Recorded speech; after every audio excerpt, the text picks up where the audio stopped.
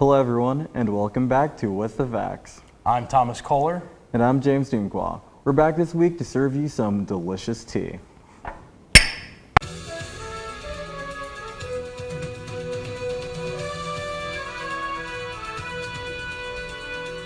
Earlier last week, Donald Trump was unfortunately back on his bully bullshit. The president made several negative comments regarding late Senator John McCain. For those who are unaware and perhaps live under an actual rock, John McCain was an American war hero, senator, and a big leader within the Republican Party. Needless to say, McCain was well respected amongst his political opponents and colleagues. Well, except for Donald Trump, that is. President Trump mentioned in a recent speech in Ohio that he, in fact, never liked McCain.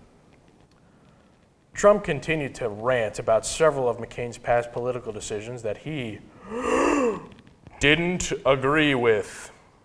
With so many Republicans having immense respect for John McCain, the situation was uncomfortable, to say the least.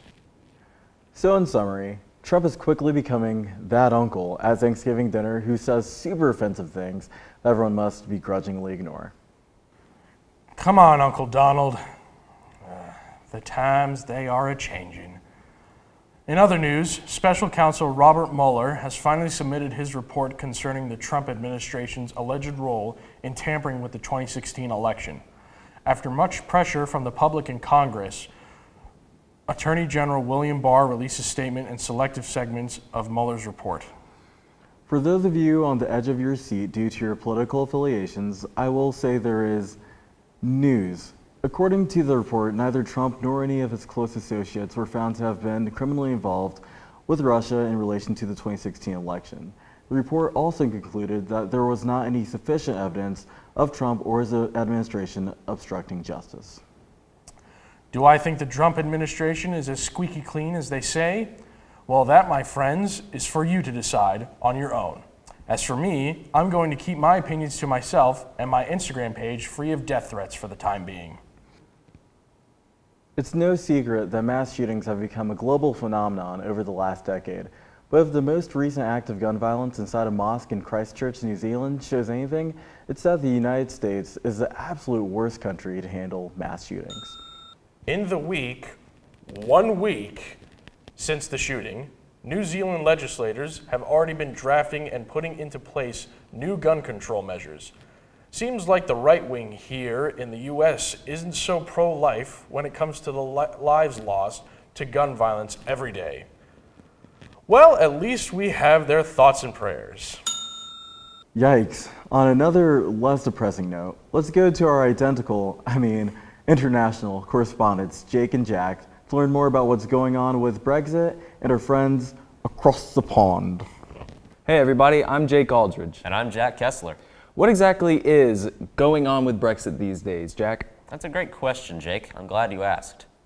Britain's Prime Minister, Theresa May, is not the most well-liked politician as of right now. Not only has her opposing party been threatening to hold a no-confidence vote, which is exactly what it sounds like, but her own party actually held a failed vote to remove her as leader. Damn, if only the Republicans would try that. The reason for the hate? Brexit.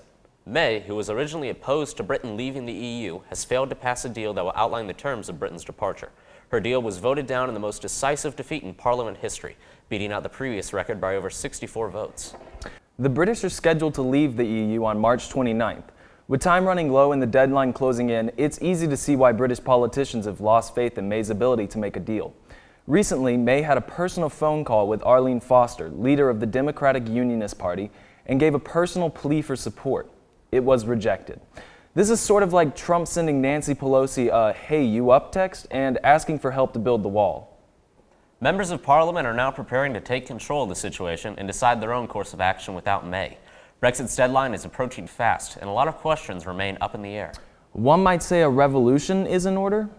Oh, wait. Well, that's all the time we have for today. As always, thanks for watching. I'm Jake Aldridge. And I'm Jack Kessler. Consider the tea served.